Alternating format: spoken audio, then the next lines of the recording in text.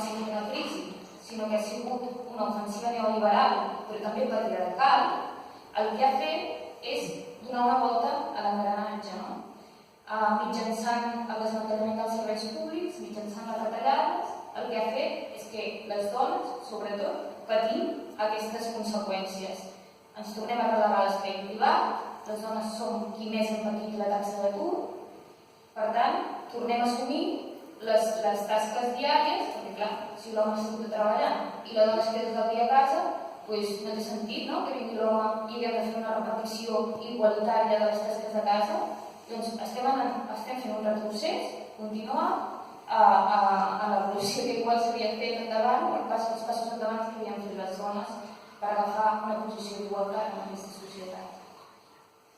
Per això nosaltres defensem el feminisme i defensem el feminisme de classe, perquè entenem que hi ha diferents branques del feminisme, hi ha el feminisme liberal, per exemple, que nosaltres entenem que seria similar a la socialdemocràcia, no?, que d'alguna manera és un capitalisme amable.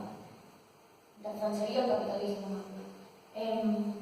Que poden tenir com a intenció pal·liar determinades desigualtats, però que no les erradicaran. Perquè erradicar-les vol dir anar a l'arrel. I anar a l'arrel del sistema vol dir canviar la desigualtat.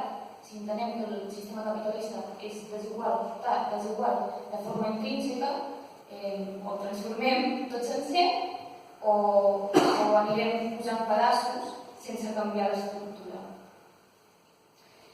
I com dèiem, ens anem reinventant, aquest sistema es va reinventant, i el que abans era una violència molt explícita, igual ara no ho és tant.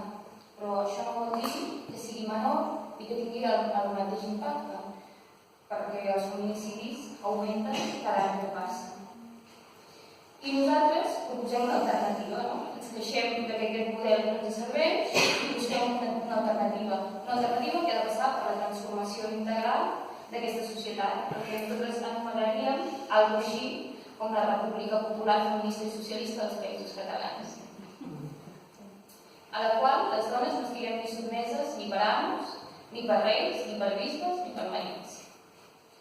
I tenim clar que si no transformem el sistema capitalista no podrem acabar les desigualtats. I l'alternativa passa pel feminisme i pel socialisme, perquè l'emancipació de les dones no pot ser d'una altra manera. I agafo un fragment de l'Alexandra Kollontai, que cap al 1917 deia: ens hem de preguntar si un moviment unitari de dones és possible en una societat basada en les contradiccions de classe. Qualsevol feminisme que no tingui en compte les contradiccions de classe no farà més que reproduir-les. I el 1910 ja Clara Zetkin alertava que les arrels de l'esclavitud de la dona es troben en el règim burgès. Per això reiterem nosaltres que veiem aquesta dualitat, que un existeix gràcies a l'altre, no?, i retroalimenten. I després d'aquest anàlisi general que us faig sobre la nostra visió una mica de com està la nostra societat, ens fem una pregunta, no? Com hauria de ser aquest estat feminista? I la veritat és que nosaltres no tenim molt clar com hauria de ser, no? Si som humils, no tenim molt clar. Sabem que volem arribar a un estat feminista i podem pensar com ha de ser aquesta transició. I és que aquesta transició ha de tindre amb ella l'aplicació de polítiques feministes. I nosaltres creiem que no han de ser polítiques d'igualtat, sinó polítiques feministes. I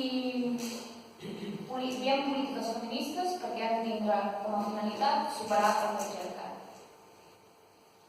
Com